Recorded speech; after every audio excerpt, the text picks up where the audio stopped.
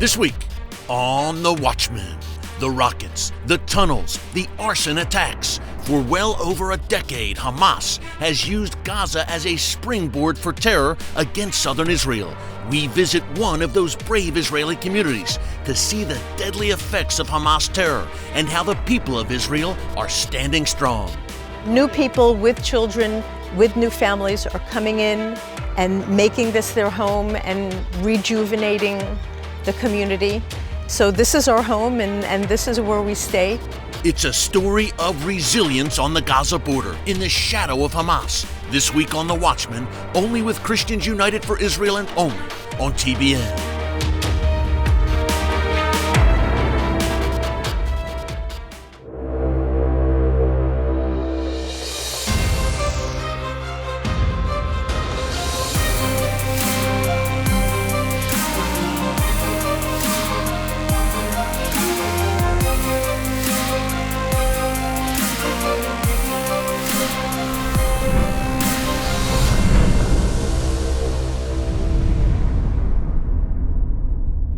And welcome to The Watchman. It's hard to believe, but it's now been 13 years since the terror group Hamas won a landslide victory in Palestinian elections. On that fateful day, January 25th, 2006, Palestinians overwhelmingly voted for Hamas over its main rival, the Palestinian Authority of Mahmoud Abbas. Now, Abbas and company rejected those results, but in the end, it didn't matter.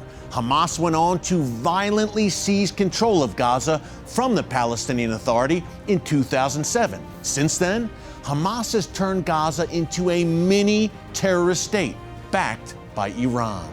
Hamas has made life hell on earth for the citizens of Gaza and has done its best to make life hell for the people of southern Israel as well. Hamas has launched thousands of rockets from Gaza into southern Israel. It's dug terror tunnels under the Israel-Gaza border with the goal of infiltrating Israeli communities and murdering men, women, and children. It's organized massive and violent riots along that same Gaza border. And in recent months, Hamas has turned to a new tactic, sending kites and balloons armed with explosives that have burned thousands of acres of Israeli land. Now, needless to say, for Israelis who live near the Gaza border and have to deal with this madness on a regular basis, life can be extremely difficult. We spent time recently in the Israeli community of Nirim, a kibbutz located about a mile from the Gaza border. Adele Raymer lives in Nirim and joined us to tell her story of how Hamas terror has turned life upside down in her beautiful community. Take a look.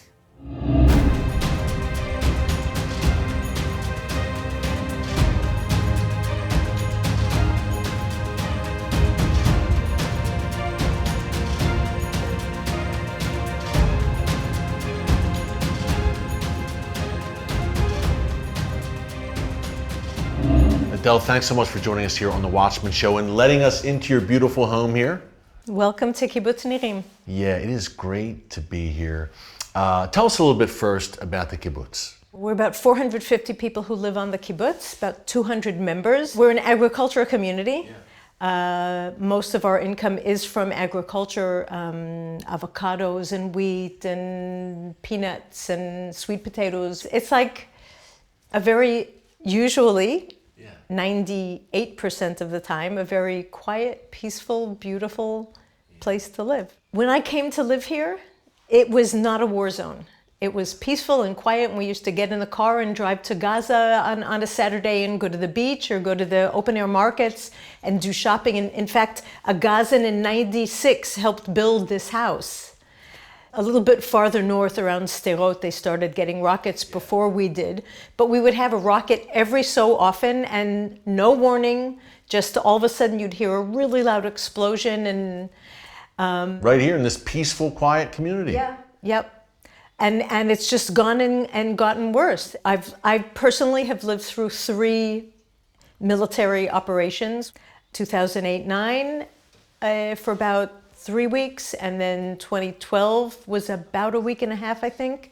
And then 2014, which was the whole summer. And it was the longest and most violent of the rounds of violence. Hamas has been bad not only for the communities in southern Israel, they've been bad for their own people in Gaza. You know, every time I see the Free Gaza thing, I agree with it. Free Gaza from Hamas. I personally am in touch with people in Gaza. And all they want is to be able to put food on their table and to have safety for their children. They want what we want, most of them. But unfortunately, they're all under the Hamas's thumb.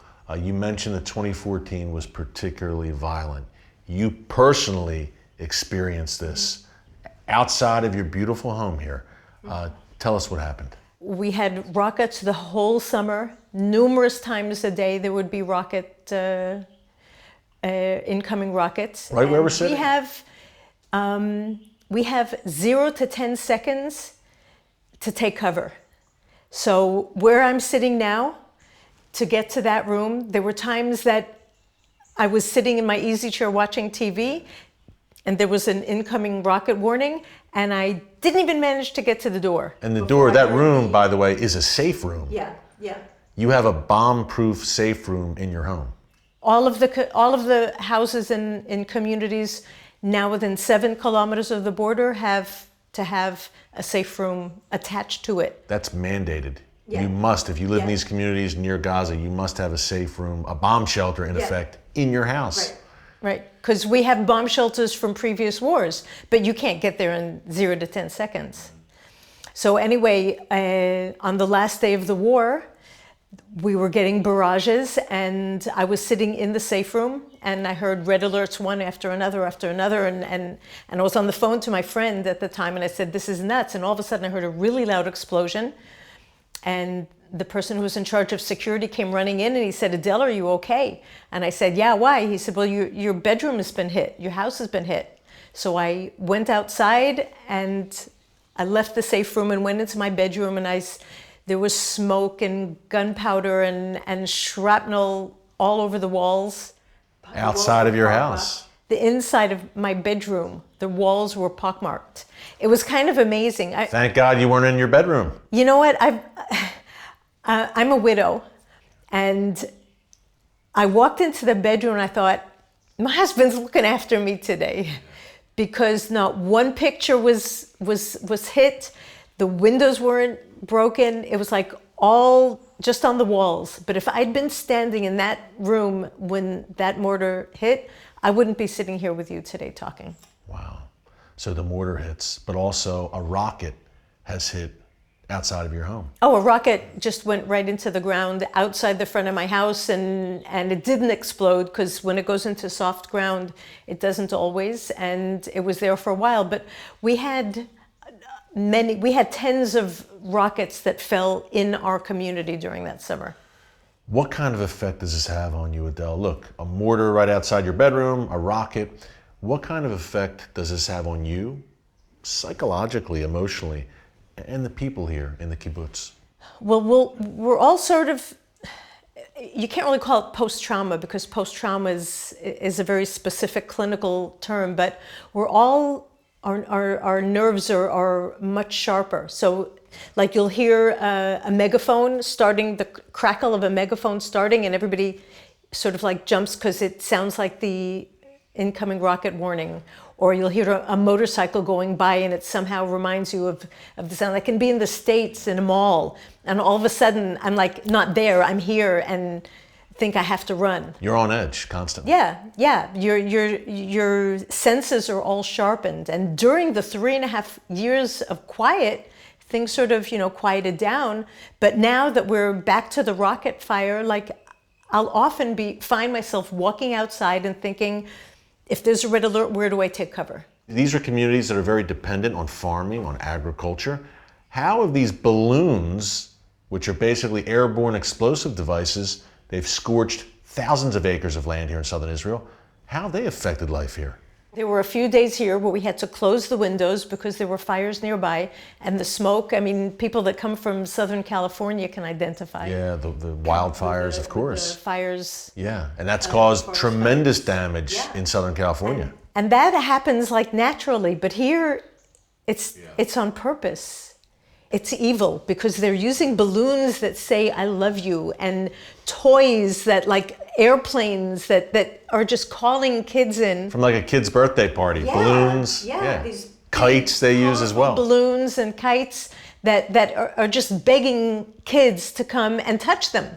So the parents here have been very diligent in warning their children, if you see a balloon, don't go near it. So when the incoming alert sounds, the red alert sounds, I have between 0 to 10 seconds to get from wherever I am in the house into this room. That's not very long, Adele. It's not at all, and I don't always make it if I'm in the bathroom, if I'm in the shower. I don't make it in time. And then when I get here, I have to close the iron door window and then close that window as well. Yeah. And then I'm safe. Then and only then, and God forbid, like you said, if you're in the bathroom, 0 to 10. No, I don't get here. If I'm in the middle of the shower, I don't get here in 0 to 10.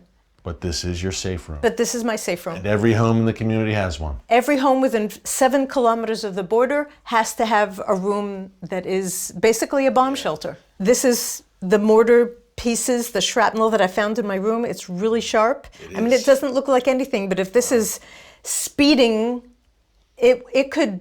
It could cause a lot of damage, though. damage. It is sharp and it's flying out of an explosion. Mm-hmm. Yeah. People have been killed by shrapnel many Absolutely. times. As we know. Absolutely. In fact, 2 people were killed in my community by shrapnel. A third lost both of his legs. And if you'd like, I can take you to see where that happened. That'd be great, Adele. Lead the way. Hey everyone, Erick Stakelbeck here. I want you to join me in Washington, D.C. this July for the premier pro-Israel event in the United States. The 14th annual CUFI Washington Summit will be held on July 7th, 8th, and 9th at the D.C. Convention Center, and it will be our biggest and best yet. Thousands of pro-Israel Christians will join together and lift their voices in the nation's capital for Zion's sake.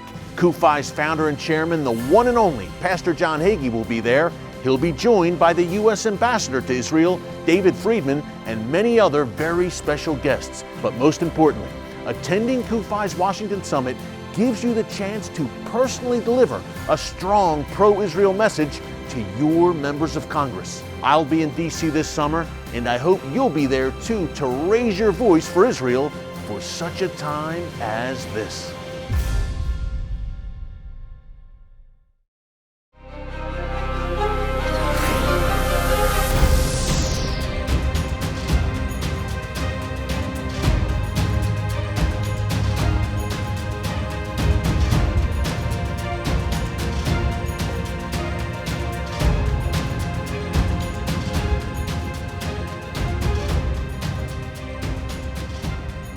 Usually in the morning, the women who work with the babies have a huge carriage, and there's like 6 babies in the carriage.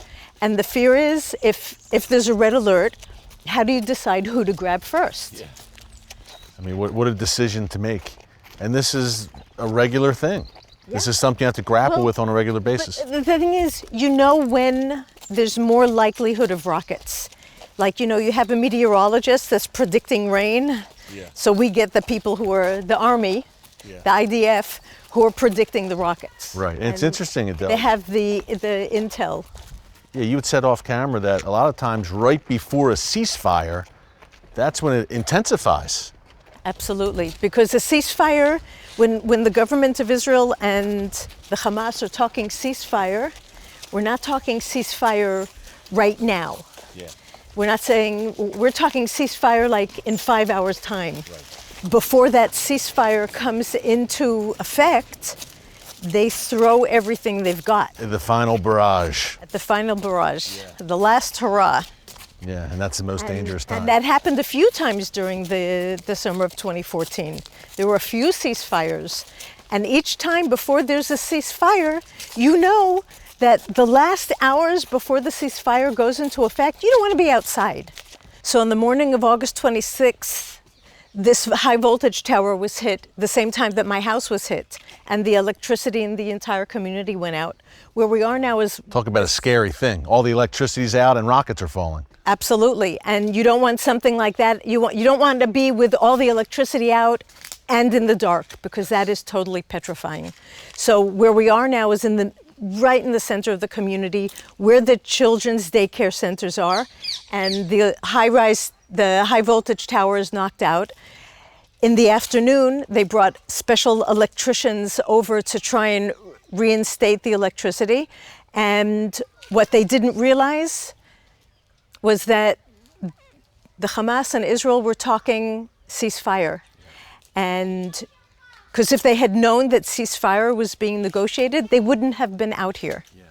Because like you said, that's when the barrages intensify. It's like the last gasp before the ceasefire takes effect. That's right. But they didn't know, and they were here trying to get the electricity back. Zevik and Sha'ar and Gadi and all the other people who were around here would hear an incoming rocket alert and run to take cover. And all the while, the kids are able to look through the window and see, they looked for their father coming back. After the third red alert, after the third incoming rocket, they heard a loud explosion. They saw dust, smoke, and no father. They didn't see him coming into view again. And that's when Gadi, who was closest to where the mortar fell, had both of his legs blown off. Zevik was a little bit farther away, and he was hit in the chest and was killed instantly. And Sha'ar was hit and died a few hours later in the hospital as they were trying to save him. Right where we're standing right now, right in this area. This was blood-soaked earth from people who were born here, who were trying to reinstate the electricity and to try and make this place, their home, livable. And this was just wrenching, obviously, this horrible loss, Adele, for the community. We have a memorial here to those who were killed. We have a memorial here, and right behind the memorial, you can see on the tree the bark that's still wounded from the shrapnel. So if shrapnel can do that to a tree, imagine what it does to a person's body. We've had losses, very human losses here, but the people in this community are resilient, and you're not going anywhere. No, this is our home. Where are we going to go? Israel's a small country. You know, Beersheba got rockets, Ashkelon got rockets, in the north they got rockets. There's no place to go where you can say that you're 100% safe in any place in the world. Like, terrorism is all over. So this is our home, and this is where we stay. Thanks again to Adele for joining us. She is one courageous woman. Be sure to keep her and the people of Nirim in your prayers.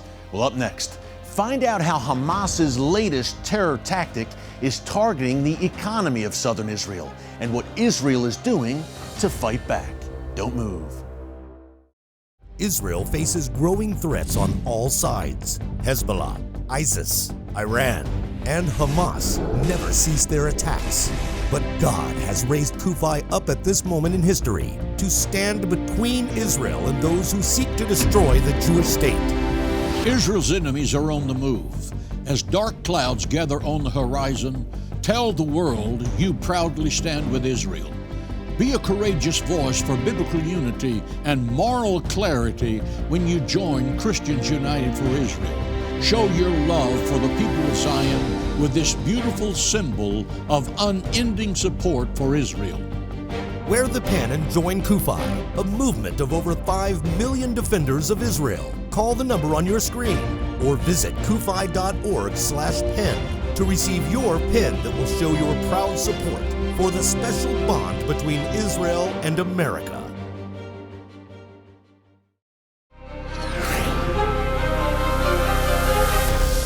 And welcome back.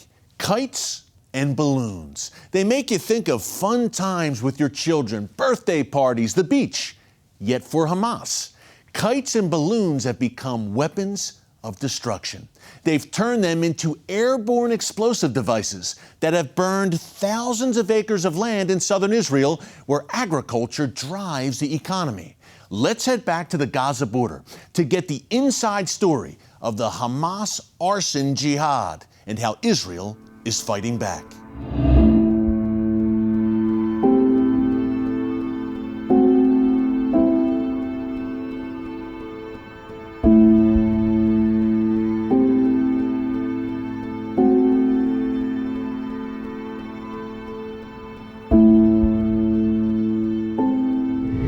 Chaim, we are about a mile from the Gaza border. People might hear the drones flying, monitoring Hamas activity there, and also monitoring, Chaim, these terrorist balloons that have been causing a lot of trouble here in the communities in southern Israel near the Gaza border. Tell us what's been going on here over the past few months. The direction of the wind take those balloons from the border into our fields. We start here and go to the east, and you know, it's every day land in different fields. The most damages were through June, July, where it's harvest time, and the crop is ready to be harvested, and it's very dry, and then a small small fire make the whole field burning. Burn up. Now, Chaim, look, this is thousands of acres of land have been burned by these balloons. About 80% of the profit of those kibbutzim here, we have 10 kibbutzim in our area, and one moshav, it's based on agriculture. Right. And mostly the open fields agriculture. This is their livelihood. This is how they make a living, and this is disrupting everything, these kites. Yeah, and also I have to emphasize that it's not only the economic damage, it's also the, let's say, the moral damage or the psychological damage. You know, when farmer, he started agriculture guy, he start to work now in November, and he grow up his wheat all over 6 months. Yeah. His attitude to the field is like attitude to a child. They love the land, yeah. He loves the land, he loves the crop, and he very, very loves to harvest and to make money and to make a living from it. And then in the special point of the very most important point of time, you know, of harvesting, that everything is burned up. Yeah, it's burned up. This hurts your morale, it hurts you mentally, psychologically. It's really an effective terror tactic used by Hamas. They are very, you know, it's they find a very effective system because it's very easy. It's very easy. It's very cheap. It's very easy, very cheap, and we have to solve it. And as you know, the Israelis, they will find a solution. Finally, it will take time, but they will find it. You could have 4 or 5 of these balloon bombings per day. Every day this is happening. Yeah, it's several times a day, and people have to be ready to go out and, you know, to put out the fire. They've become firefighters. They have to be ready 24 hours, let's say. They cannot beat Israel militarily, but they're trying to wear you down and harm your quality of life, right? They have to understand that here people, the agriculture, all the people of the communities, they are very strong. Nothing will cause them to move away. They are here, and they will be here forever. And we will continue to make agriculture, and we will find, as I told you before, the solution to those balloons. Well, up next, my final thoughts on how Hamas's reign of terror will eventually end. Stick around. Every year, the Christians United for Israel Washington Summit gets bigger, better, and more powerful. I have faith that with God's help, and with the men and women gathered here, with all those who cherish Israel, and with President Donald Trump in the White House, the best days for Israel and for America together are yet to come. What's amazing about Christians United for Israel is not just the power of your voice, it's also the importance of the cause you have dedicated your voice to. Standing up against this global pressure campaign on Israel and the Jewish people goes to the heart of our friendship and the heart of America. And the tip of the spear is Christians United for Israel. Join Pastor Hagee and top leaders from Israel and America this July for the 2019 CUFI Washington Summit. Register now at www.cufi.org/summit. And welcome back. We told you earlier that 2019 marks the 13-year anniversary of Hamas's landslide victory in Palestinian elections. Now, that is not a pleasant anniversary, to say the least. But here's the thing. This year, 2019, also marks the 13-year anniversary of Christians United for Israel. As a matter of fact, just a few short weeks after Hamas shook the Middle East and the world by winning those 2006 elections, Pastor John Hagee founded CUFI. Talk about God's timing. Think about it.